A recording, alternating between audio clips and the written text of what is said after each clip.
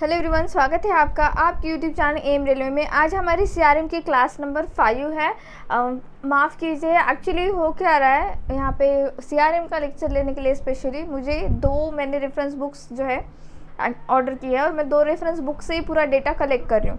तो मुझे जब मैं उसका पूरा डेटा जब लिखती हूँ, नोट्स बनाती हूँ, तो वो मैं सेंड कर देती हूँ मेरे टीम को। फिर टीम जो है उसके ऊपर उसका हिंदी अनुवाद कर देती है एंड फिर टाइपिंग वगैरह वो सब कुछ वो कर लेते हैं, ठीक है। बट हो क्या रहा है कि मुझे ही खुद जो है नोट्स बनाने में थोड़ा वक्त लग रहा है, क्योंकि 2 किताबों में से पढूं, फिर उसको अगर सिंप्लीफिकेशन में नहीं ला पाऊँ, अगर सिंपल लैंग्वेज में नहीं ला पाऊँगी तो फिर फ़ायदा ही क्या होगा ना। फिर तो आप भी रेफरेंस बुक पढ़ के कर लोगे। इसी वजह से ना, तो उसको सिंपलेस्ट फॉर्म में लाने के लिए और नोट्स बनाने के लिए स्पेशली मुझे थोड़ा सा वक्त लग रहा है। इसीलिए सीआरएम के लेक्चर्स जो है वो धीरे धीरे आएंगे। डोंट वरी, आपका सीआरएम का सारा डेटा मैंने जो 2 बुक्स में से मैंने देख लिया है, पूरा सिलेबस आपका कवर हो जाएगा आराम से।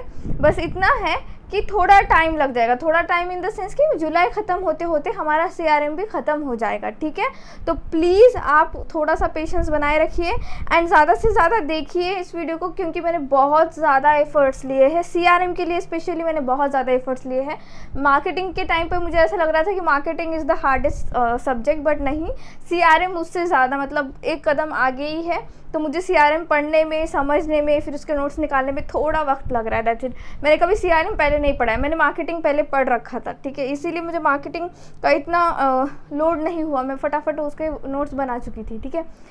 तो देखो, अगर आपने मेरा ई बुक नहीं परचेस किया है तो ई बुक परचेस करना अब मस्ट है, क्योंकि हमारे पास अब ज़्यादा वक्त नहीं है और ना ही हम किसी रेफरेंस बुक से या एनसीईआरटी से अब नोट्स बना पाएंगे, बिल्कुल नहीं। अगर आप ऐसे सोच रहे हो कि मैं नोट्स बनाने बैठूंगा, ये आपकी गलतफहमी है। उतना ही टाइम आप मैथमेटिक्स एंड रीजनिंग को देना, क्योंकि मैथमेटिक्स एंड रीजनिंग आपको मार्क्स देकर आएंगे। कैसे होता है ना, मैथमेटिक्स का आपको अगर क्वेश्चन बनता है तो आप अगर आपने बना लिया तो आपका 1 मार्क पक्का हो ही जाता है। तो मैथमेटिक्स को डेली टाइम दीजिए, भले आप किसी स्पेशल वन को टाइम दो ना दो, मैथमेटिक्स को टाइम दो, वो आपको आपकी डिज़ायर पोजीशन पे पहुंचा देगा। ये मैं खुद के पर्सनल एक्सपीरियंस से बता रही हूँ आपको। मुझे बहुत सारे एग्ज़ाम्स में, ठीक है, मेरा जीके बहुत ही ज़्यादा स्ट्रांग है, बट मुझे मैथमेटिक्स में जीके से ज़्यादा मार्क्स आते हैं। ऑब्वियस है, जीके का पोर्शन भी कम होता है, वो अलग बात है, बट मुझे एग्ज़ाम में मैथमेटिक्स का डर नहीं लगता है। बहुत सारे बच्चों को मैथमेटिक्स का डर लगता है, तो वो मैथमेटिक्स का डर आप कैसे क्लियर करोगे? उसका रिवीजन कर करके, वो भी डेली बेसिस पे। ऐसे मत सोचना कि भाई 8 दिन बाकी है तो मैं 8 दिन में करूँगा, नहीं नहीं, ऐसे बिल्कुल भी नहीं होता, ओके बच्चों। तो देखो, आपने जीके का ई बुक परचेज कर लो, जिसमें history, geography, Indian polity, economics, general knowledge दिया हुआ है अप टू डेट, वो पूरा कर लो। आप अच्छे से इसका ही रिवीजन करो, बाकी कौन सी भी बुक लेने की ज़रूरत नहीं, कोई XYZ बुक मत लो, और इसी का रिवीजन अच्छे से करो, हो जाएगा। एंड मैथमेटिक्स एंड रीजनिंग को देख लेना, ओके। तो बहुत होगी बातें, चलिए स्टार्ट करते हैं। आज हम सीआरएम प्लानिंग कैसे होती है और उसका इम्प्लीमेंटेशन कैसे होता है वो देखते हैं। एक्चुअली सीआरएम के फेजेस होते हैं, वो फेजेस हमको पढ़ना है, और सीआरएम के 3 डायमेंशंस क्या है, ये क्वेश्चन बना था तो ये क्वेश्चन भी हमको देख लेना है, ठीक है। तो देखो, सीआरएम जो है स्ट्रैटेजिक सीआरएम प्लानिंग प्रोसेस, इसमें क्या होता है कि आपको आपके बिजनेस के बारे में, आपके ऑब्जेक्टिव को डिफाइन करना है, मार्केट में डिफाइन कर देना है, या खुद भी आपके कंपनी में आप क्या बिजनेस कर रहे हो, ठीक है, वो अगर पर्टिकुलर डिफाइंड है, ठीक है, तो आपको एक गोल मिलता है, एक अप्रोच मिलती है, एक स्ट्रैटेजी मिलती है, ठीक है। अंडरस्टैंड करना सीआरएम के 3 डायमेंशन। अब 3 डायमेंशन कौन से हैं कस्टमर रिलेशनशिप मार्केटिंग के?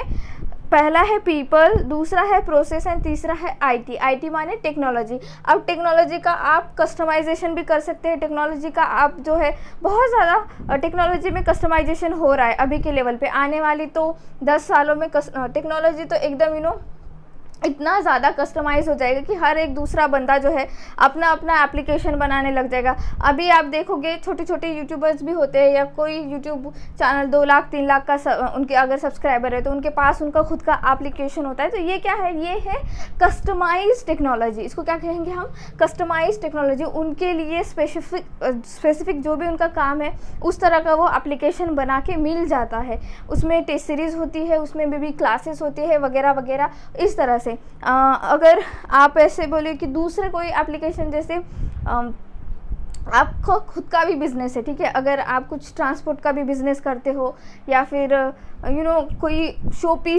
पीस का आपका खुद का एक शॉप है, बट आप चाहते हो कि वो जो भी शो पीस आपको यहाँ पे आप जितने लोकल में बेच रहे हो उससे ज़्यादा आप लोकल से बाहर भी, आपके गांव से बाहर भी, आपके शहर से बाहर भी या बाहर देश में भी आप उसको जो है वो सर्विस प्रोवाइड करना चाहते हो, तो कैसे करोगे?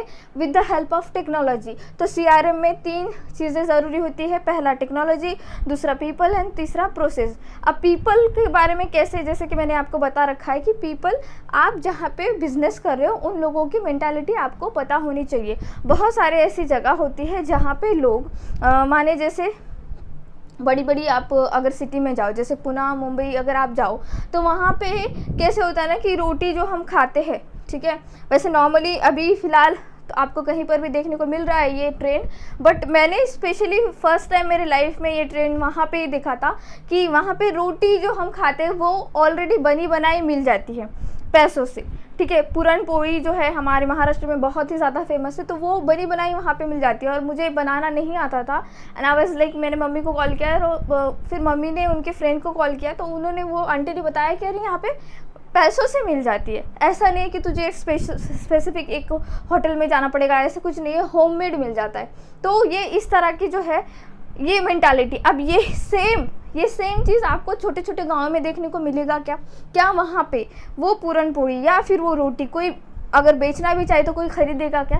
नहीं खरीदेगा। क्यों? वहाँ के लोग क्या सोचेंगे, भाई हम खुद बना लेते हैं ये चीज़, हमको क्या ज़रूरत है ख़रीदने की। बट वही अगर आप पुणे, मुंबई जैसे मेट्रो सिटीज़ वगैरह देखोगे तो वहाँ पे उतना टाइम नहीं होता है लोगों के पास कि वो खुद बनाए और खाए, मतलब खाए तो इन द सेंस तो खाना ही पड़ेगा, बट खुद बनाने का इतना टाइम नहीं है, तो वो क्या करते हैं, परचेज़ कर लेते हैं इस तरह का, ठीक है। तो ये आपको आपके लोगों के बारे में जानना ज़रूरी होता है। प्रोसेस माने अगर लोगों को जान लिया तो आप CRM का प्रोसेस कर सकते हो with the help of technology और आपका बिजनेस बढ़ा सकते हो। हम CRM इस तरह से पढ़ रहे हैं ना कि आगे जाकर आप खुद भी अगर बिजनेसमैन बिजनेस वुमन बनना चाहोगी या चाहोगे तो आपको बहुत ज़्यादा हेल्प होगी। CRM को ऐसे आज से सिर्फ 12 मार्क्स के लिए मत पढ़िए। जैसे जैसे मैं वो रेफरेंस बुक्स पढ़ती जा रही हूँ मुझे समझ में आ रहा है कि ये कितना ज़्यादा ज़रूरी है। आजकल ये स्कूल लाइफ में पढ़ना चाहिए हम लोगों ने, हमने पढ़ा नहीं है, ठीक है, हमारी तो बदनसीबी थी, बट आने वाली कुछ जितनी भी पीढ़ियां हैं उनको CRM, उनको टेक्नोलॉजी इतना ज़्यादा पढ़ने को मिलेगा और ज़रूरी भी है, टाइम की ये नीड है। तो प्लीज़ CRM अच्छे से पढ़ना है आप लोगों को, ठीक है। Using structure approach to manage CRM, जैसे कि मैंने कहा कि एक स्ट्रक्चर अप्रोच होनी ही चाहिए। आपने डिफ़ाइन कर दिया आपका बिजनेस क्या है, आपने जान लिया अच्छे से, मार्केट को बता दिया, खुद के ऑर्गेनाइजेशन में बता दिया, तो एक स्ट्रक्चरल अप्रोच भी होती है CRM को हैंडल करने की। अच्छा, selecting technology based on business needs and functionality, जैसे मैंने कहा कि टेक्नोलॉजी हम इस तरह से सेलेक्ट करते हैं जो कि हमारे बिजनेस के लिए ज़रूरी है। हम ऐसे वैसे अगर अब मुझे सिर्फ और सिर्फ लैपटॉप की ज़रूरत है, ठीक है, वो टेक्नोलॉजी की ज़रूरत है मुझे, अब अगर मुझे क्लासेस लेनी है लैपटॉप के साथ, ठीक है, लैपटॉप के हेल्प से अगर मुझे क्लासेस वगैरह रिकॉर्ड भी करनी है या वहीं पे लाइव अगर लेना है तो मैं राइट टेक्नोलॉजी क्या यूज़ करूँगी, मैं वाईफाई यूज़ करूँगी, ना ही मैं मोबाइल का इंटरनेट यूज़ कर सकती हूँ वहाँ पे, नहीं, क्योंकि जब लाइव वगैरह जाना पड़ता है तो हाई स्पीड का डेटा लगता है, वो भी कांस्टेंट वाला स्पीड लगता है ना। तो इस तरह का, तो right approach, right technology choose करना भी एक बहुत बड़ा टास्क होता है। सिस्टम डेवलपमेंट इंश्योर करना कि भाई हमारा जो भी सिस्टम है वो डेवलप है, ठीक है, टाइम के हिसाब से है, अपडेटेड है और जो कि हमारे बिजनेस को लीड देता रहेगा, लीड माने हमको आगे बढ़ाता रहेगा। Actively managing culture and change win buy in, तो मतलब क्या है कि आपका जो भी कल्चर है, आपकी कंपनी में जो भी मैनेजिंग कल्चर है वो बहुत अच्छा होना चाहिए, स्ट्रक्चरल हायरार्की सही होनी चाहिए, उनको मैनेज करने का जो भी आपका सिस्टम है वो सही होना चाहिए। अगर कुछ चेंजेस की ज़रूरत है वो भी चेंजेस आपने एक्सेप्ट करना चाहिए। और जो भी आप ख़रीद कर, ठीक है, अगर ख़रीद कर जीत सकते हो, माने अगर कोई टेक्नोलॉजी आपके कंपनी में नहीं बनती है, आपके यहाँ पे वो आप लोग ऐसा है कि आप दूसरे किसी प्रोजेक्ट के ऊपर बहुत ही ज़्यादा काम कर रहे हो, ठीक है, बहुत बार होता है ऐसे। हम ऑफिस में भी आप देखना, जब आप खुद सेलेक्ट हो जाओगे तो कुछ ऐसा हमको काम मिलता है डिपार्टमेंट में, ठीक है, उससे इंटरलिंक करके कुछ डेटा हमको कहीं दूसरे डिपार्टमेंट से लेना होता है या फिर हमको ख़रीद कर लेना होता है, तो डिपार्टमेंट तुरंत ही वो डेटा खरीद लेता है, ठीक है। डिपार्टमेंट ऐसा नहीं करता है कि हम लोगों को जो भी काम पे है प्रोजेक्ट पे, वो प्रोजेक्ट वालों को ही कहे कि आप खुद वो डेटा लेके आइए, नहीं, उनको जल्दी से जल्दी रिजल्ट चाहिए होता है।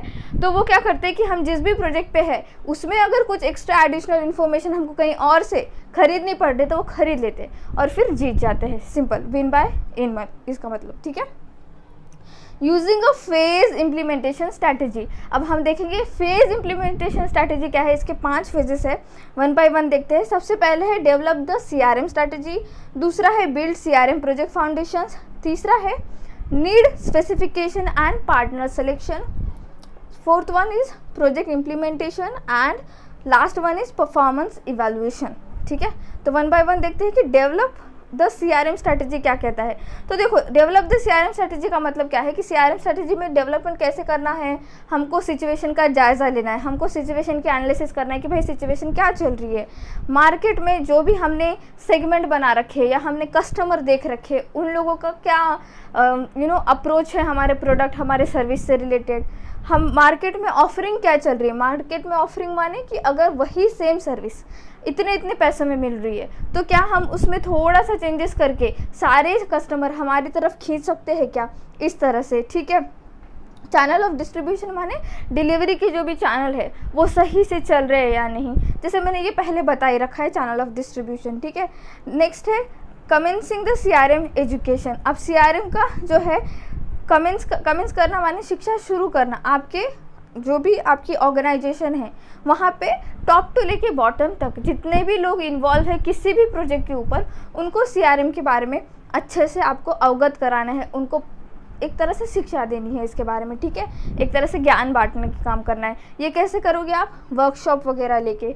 ऑनलाइन वर्कशॉप आजकल बहुत ही ज़्यादा चल रहे हैं। ऑनलाइन वर्कशॉप माने ऐसा नहीं कि सिर्फ और सिर्फ प्राइवेट सेक्टर में ही ऑनलाइन वर्कशॉप्स होते हैं एम्प्लॉयज़ के लिए, नहीं, अब गवर्नमेंट सेक्टर में भी बहुत ज़्यादा जो है ऑनलाइन वर्कशॉप चालू हो चुकी है। और स्पेशली टीचर्स लोगों के लिए, जो हमारे CBSE के टीचर्स हैं उनके लिए स्पेशली स्टार्ट हो चुके हैं। मेरे मामा जी है तो उनका ट्रेनिंग स्टार्ट हो चुका है, और ट्रेनिंग इन द सेंस इस तरह से ट्रेनिंग है बहुत ही ज़्यादा लाइक वो स्ट्रिक्ट है कि NCERT चाहती है कि जो हमारी एजुकेशन सिस्टम जो ख़राब हो चुकी है इतने सालों से, ठीक है, जिसकी हमें इम्प्लीमेंटेशन भी नहीं कर सकते हम लोग, ग्रेजुएशन के बाद हमको अच्छे से कोई जॉब नहीं मिलती है, या हमारा क्या कहते हैं उसको कि कुछ खुद का भी बिज़नेस वगैरह करने के लिए हमें ज़्यादा टाइम देना पड़ता है, 1-1.5 साल पढ़ाई करनी पड़ती है, फिर हम जाके वो बिज़नेस कर पाते हैं। इससे अच्छा कि वो जो जिस तरह से शिक्षा नीति हमारी चेंज हुई है उसी तरह से उन लोगों को ट्रेनिंग दी जा रही है अब, ठीक है। बहुत ही मतलब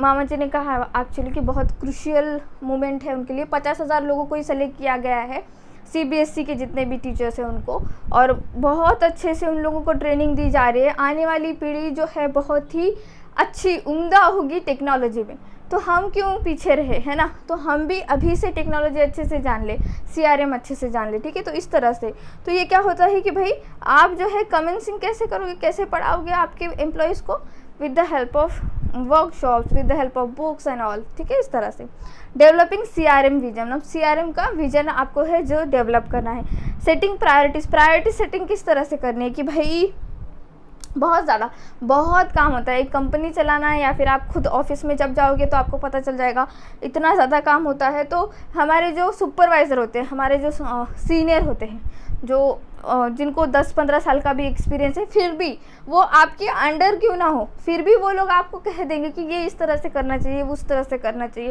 और आपको वो मानना ही पड़ेगा क्योंकि एक्सपीरियंस, ठीक है। पोस्ट का कुछ नहीं होता है, जब आप ऑफिस ज्वाइन करोगे आप समझ जाओगे, पोस्ट का एज सच कुछ नहीं होता है। आपकी सैलरी भले उनसे ज़्यादा हो, ठीक है, बट आपका एक्सपीरियंस उतना ज़्यादा नहीं होता है, तो वो लोग आपको बता देते हैं इस तरह से करना है, उस तरह से करना है, ठीक है। गोल्स एंड ऑब्जेक्टिव्स माने पहले ही आपने डिफाइन कर लिया है गोल्स एंड ऑब्जेक्टिव्स क्या है आपके। Identify the people, process and technology requirement. तो CRM जो है, देखो डेवलप CRM स्ट्रैटेजी में हमने ये देख लिया है कि भाई पीपल को आइडेंटिफाई करो, प्रोसेस को आइडेंटिफाई करो और टेक्नोलॉजी को आइडेंटिफाई करो, and develop a business case. और इस तरह से आपके बिजनेस केस को डेवलप करो, एक वेबसाइट को जो है आपका जो भी बिजनेस है उसको विकसित करें, ठीक है, इस तरह से। नेक्स्ट फेज क्या है, बिल्ड सीआरएम प्रोजेक्ट फाउंडेशन। अब सीआरएम प्रोजेक्ट फाउंडेशन माने कि भाई आप आपका जो भी प्रोजेक्ट है या आपका बिजनेस है वो किस तरह से उसका फाउंडेशन रखेंगे कि वो लाइफ टाइम तक चलता रहे, वो आपकी पीढ़ी ना पीढ़ी चलता रहे, या वो बहुत ही ज़्यादा सक्सेसफुल बिजनेस हो उस टाइम का, उस सदी का। तो कैसे करोगे? तो सबसे पहले तो हमको चाहिए पैसा, और पैसा कहाँ से आएगा? तो वो देंगे स्टेक होल्डर्स। स्टेक होल्डर्स माने आपके जो हितधारक, ठीक है, हितधारक जो होते हैं। जैसे अगर आप बड़ी बड़ी कंपनियां देखोगे तो स्टॉक्स में वो आपके शेयर्स निकाल देते हैं और हम जैसे ही लोग उसको खरीद लेते हैं। तो खरीदते हैं माने हमारे पैसे उनके पास चले जाते हैं एज अ पार्टनरशिप के पैसे चले गए तो हम उनके स्टेक होल्डर हो गए। तो आपका स्टेक होल्डर कौन है आपको जानना पड़ेगा। तो स्टेक होल्डर्स कौन होते हैं? पैसे वाले लोग होते हैं। वो पैसे कहाँ लगाते हैं? जहाँ से आपको रिटर्न आने की पूरी संभावना होती है तो वहाँ पे लगाते हैं। तो आप पूरी संभावना कब होगी? जब आपका सीआरएम डिफाइन होगा, जब आपका बिजनेस बहुत अच्छे से डिफाइन होगा तो अगला वाला पैसा लगा ही देगा। ठीक है। Establish the governance structure. Governance structure माने आपका जो भी कंपनी में स्ट्रक्चर होगा। कैसे होता है ना, अब हम जब भी स्टॉक वगैरह भी खरीदते हैं, नॉर्मल सिंपल एग्जांपल देती हूँ मैं। जब हम स्टॉक खरीदते हैं तो सबसे पहले कोई नई कंपनी भी है, जैसे अभी फ़िलहाल जोमेटो के स्टॉक्स आए हुए हैं, IPO आया हुआ है, तो लोग बहुत ही ज़्यादा खरीद रहे हैं। ठीक है, और आज से कोई प्रॉब्लम नहीं है, ख़रीदो। बट जब आप उसका इंटरनल स्ट्रक्चर देखोगे, वही नहीं कोई भी दूसरा स्टॉक खरीदने से पहले सारे लोग जो है इंटरनल स्ट्रक्चर्स देखते हैं कि क्या सिर्फ नाम की वजह से तो ऐसा नहीं है कि भाई आप जो है पैसा बना रहे। जैसे रिलायंस का, ठीक है, रिलायंस के टाइम पे भी ऐसा ही हुआ था। बहुत सारे लोगों ने क्या किया था कि रिलायंस के स्टॉक ले लिए थे। अराउंड 1995 की बात है, आई थिंक, हाँ 1996 की बात है, सॉरी 1996 की बात है। तो सिर्फ उनके नाम पे ले लिया गया था, बट किसी को भी पता नहीं था कि जो हमारे जिनका भी रिलायंस का बिज़नेस है, उनके छोटे बेटे ने वो बिज़नेस निकाला है। उनको किसी को पता नहीं था, लोगों को, नॉर्मल जनता को पता नहीं था। उन्होंने सिर्फ रिलायंस के नाम पे ख़रीदा था और वो सारे पैसे डूब गए थे। तो इस तरह की भी चीज़ें होती है। तो तब से देखो, तब से जो है इंडिया में इस तरह का ट्रेंड चल चुका है कि भाई आप इंटरनल जो भी उनका ऑर्गेनाइजेशन स्ट्रक्चर है वो पहले जान लेते हैं, फिर ही पैसा लगाया जाता है। इंटरनल ऑर्गेनाइजेशन स्ट्रक्चर माने CEO कौन है, अच्छा उसको एक्सपीरियंस है या नहीं, वो उसने पहले कहीं काम किया है क्या, अच्छा किया है तो किस तरह से उसने रिटर्न्स दिए हैं, पूरा जो हायरार्की है वो देखना पड़ता है। तो आपको अगर पैसा जमा करना है, आपको अगर फाउंडेशन अच्छी बनानी है आपकी बिजनेस की, तो आपको एक गवर्नेंस स्ट्रक्चर होना चाहिए, एक हायरार्की होनी चाहिए, बहुत अच्छे लोग वहाँ पे होने चाहिए। ठीक है। Identify the change management needs. जैसे कि मैंने कहा कि भाई देखो, आइडेंटिफाई करो कुछ मैनेजमेंट की ज़रूरतों में, अगर हमको कुछ चेंजेस करने की ज़रूरत है तो वो चेंज करो। प्रोजेक्ट मैनेजमेंट नीड के बारे में जानो। देखो सक्सेस का क्राइटेरिया क्या है उसका फैक्टर कि हम सक्सेसफुल हो जाए। और सक्सेसफुल होने के लिए सिंपल सी बात है, एक्सपीरियंस लोगों को जो है हायर किया जाता है। एक्सपीरियंस जितना ज़्यादा आपके पास एक्सपीरियंस होगा उतना ज़्यादा जो है आपका आउटपुट मिलेगा, अच्छा एडवांटेज मिलेगा, सिंपल है ना। और रिस्क मैनेजमेंट डेवलपिंग प्लान बनाइए। ठीक है, मतलब ऐसा प्लान बनाइए जो रिस्क मैनेजमेंट में आपको हेल्प कर सके, इस तरह से डेवलप हो कि आपका रिस्क कम से कम हो। ठीक है, ये था हमारा सेकेंड फेज़। थर्ड फेज़ क्या कहता है? Need specification and partner selection. अच्छा, आपने देख लिया कि भाई सबसे पहले तो क्या, पहला फेज़ क्या कहता है कि आपको CRM की स्ट्रैटेजी का डेवलपमेंट करना है। किस तरह से करेंगे? आप पूरा जो है आपका डिफ़ाइन करें, आपके कस्टमर कौन होंगे वो डिफ़ाइन करो, आपकी टेक्नोलॉजी क्या होगी वो डिफ़ाइन करो। सेकंड होगा पैसा। पैसा कहाँ से मिलेगा? स्टेक होल्डर से मिलेगा। स्टेक होल्डर पैसा कब लगाएंगे? जब आपने सब कुछ अच्छे से डिफ़ाइन किया है, आपका गवर्नेंस बहुत बढ़िया है, तब जो है वो लोग, और जो रिस्क डेवलपमेंट प्लान है वो उसके ऊपर जो है वो लोग पैसे लगाएंगे। तीसरा फेज़ है भाई, पैसे तो वो लगा देंगे बट हमको भी तो चूज़ करना पड़ेगा ना कि हमारा स्टेक होल्डर कौन हो, हमारा पार्टनर कौन हो। ऐसे ना कोई भी आके जो है हमारा पार्टनर बन जाए, फिर वो अचानक पैसे निकाल कर चला जाए, तो इस तरह की चीज़ें। ठीक है, जब हम स्टॉक नहीं, अगर दूसरा अगर हम देखें ऐसे सोचे कि लोकल मार्केट में किसी का बिजनेस है और हम लोगों ने पैसे लगाया, पार्टनरशिप में पैसे लगाया, तो कभी कभी हमको सुनने को मिलता है कि पार्टनरशिप में पैसे डूब गए, है ना। ऐसा बहुत बार केसेस हमको सुनने को मिले, ठीक है। तो इस तरह से तो need specification and partner selection है, ये हमको जानना ज़रूरी है। तो सबसे पहले हम क्या करेंगे कि भाई डेटा रिव्यूइंग करेंगे, और अगर कुछ गैप है उसमें उसका एनालिसिस करेंगे। डेटा रिव्यूइंग माने कि अगर हमारे पास डेटा आ रहा है कि इतने इतने लोग, ठीक है, इतने इतने लोग, इतने इतने स्टेक होल्डर्स हमारे बिजनेस में पैसा लगाने के लिए तैयार है, तो उनके ऊपर हम रिसर्च करेंगे। अगर कुछ गैप मिल रहा है हमको रिसर्च में, हमको कुछ गैप यानी हमको कुछ इन्फॉर्मेशन जो क्रूशियल इन्फॉर्मेशन है वो मिल ही नहीं रही है, तो वो गैप का एनालिसिस करना है, ठीक है। इस तरह से होस्टेड और ऑन प्रीमाइस सीआरएम, होस्टेड और ऑन प्रीमाइस सीआरएम का माने कि भाई आप खुद ही होस्ट करो सीआरएम प्रोसेस, या फिर आप पैसे देके किसी थर्ड पार्टी से सीआरएम का जो है वो प्रोसेस पूरा इम्प्लीमेंट करवा लो आपके बिजनेस के लिए। अब ये कब करोगे आप लोग, जब आपके पास टाइम नहीं होगा, आपके पास बहुत ज़्यादा प्रोजेक्ट्स होंगे और आपके पास ऑलरेडी बहुत ज़्यादा क्लाइंट्स हैं। फिर भी कैसा होता है ना कि कितने भी क्लाइंट्स हो, पैसा जब हम बिज़नेस की बात करते हैं तो बहुत ज़्यादा पैसों की ज़रूरत पड़ती है। तो अब टाइम नहीं है तो क्या करेंगे, अल्टीमेटली हम सीआरएम को जो है परचेस कर लेंगे, कोई थर्ड पार्टी जो है वो काम करेगी, जो भी स्क्रूटनी का काम होगा वो। Calling for proposals, calling for proposals कैसे, एक तो आईपीओ जनरेट कर दो स्टॉक में, या फिर बॉन्ड्स निकाल दो, ठीक है, या फिर आपके शेयर्स दे दो, ठीक है। सिंपल सा एग्जांपल है शेयर्स, आईपीओ जनरेट कर दिया, लोग आ जाएंगे, खरीद लेंगे, शेयर होल्डर बन जाएंगे आपके, ठीक है। इस तरह से revise technology need identification, simple कि हमको रिवाइज करना है कि हमको टेक्नोलॉजी में किस तरह से चेंजेस करना है, वो आइडेंटिफाई कर लिया तो पैसे लगा दो उसके ऊपर, है ना। Asset the proposals and select one और मोर पार्टनर्स, असेट द प्रपोजल माने असेट एंड लायबिलिटी में मैंने डिफरेंस आपको पहले बता दिया था।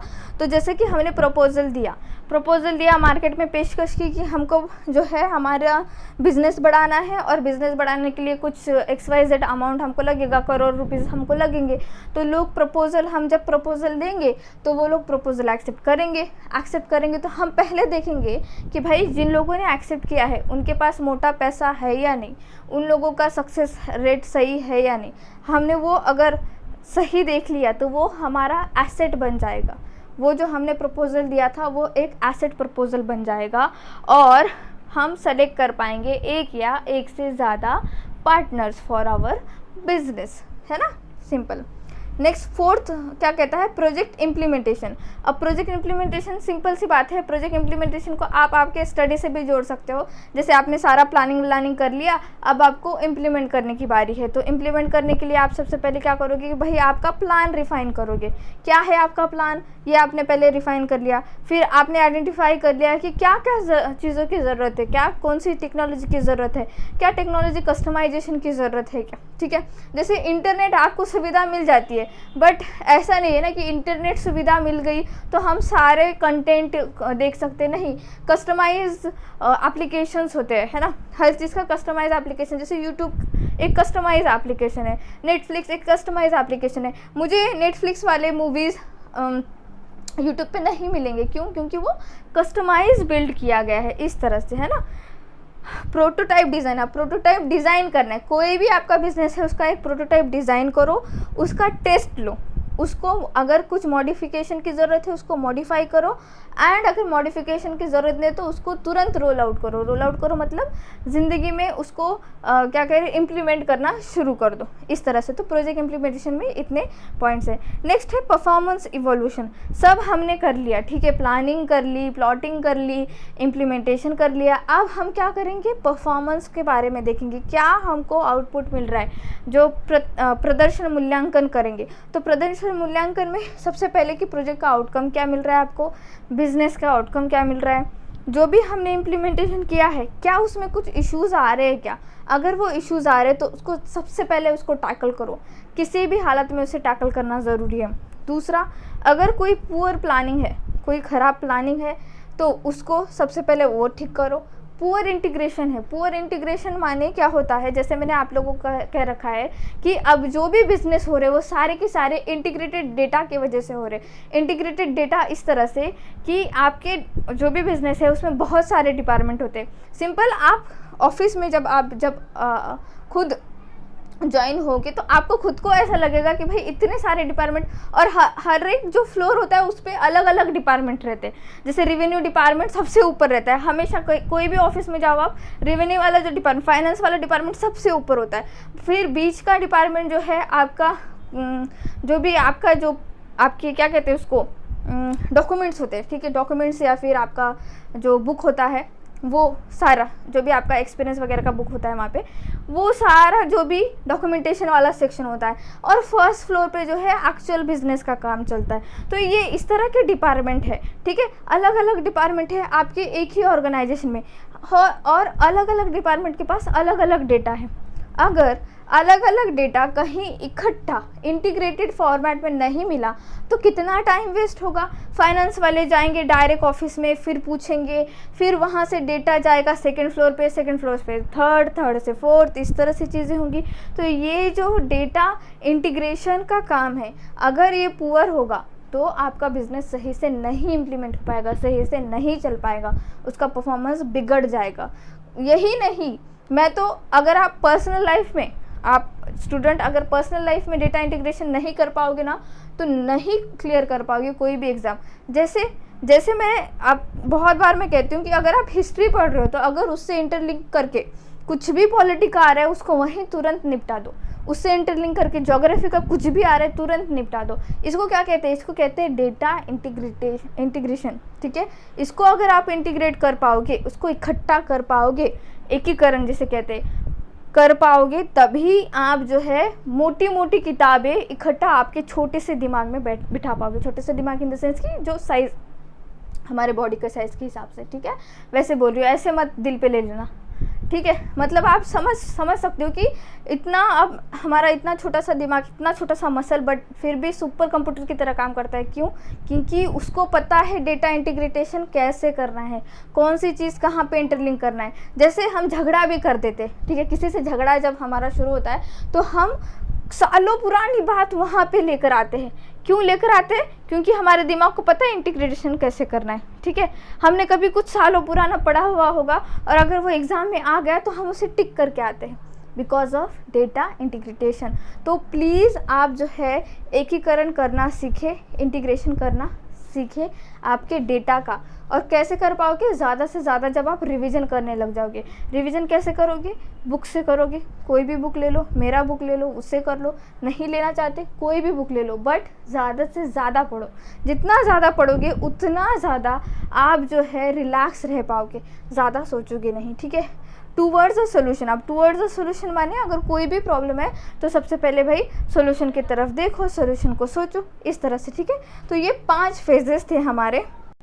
आशा करती हूँ कि आप लोगों को सब कुछ समझ में आ चुका होगा। अगर नहीं समझ में आया तो प्लीज़ फिर से एक बार इस वीडियो को देखना। जितना ज़्यादा हो सकता है उतना ज़्यादा मैंने सिंपल लैंग्वेज अपनाने की कोशिश की है, तो प्लीज़ अच्छे से पढ़ना। और इसका PDF आपको मिल जाएगा। टीम आपको जो है इसके बारे में इन्फॉर्म कर देगी कब देना है क्या नहीं। वैसे 1 से लेकर 4 तक CRM की सारी क्लासेस प्रोवाइड कर दी है टीम ने, ठीक है। इसके लिए thank you so much. And please ज़्यादा से ज़्यादा रिवीजन करना प्लीज़, ठीक है। Thank you so much for watching. Please subscribe to my channel, share this video, like this video, and please keep revising. Thank you.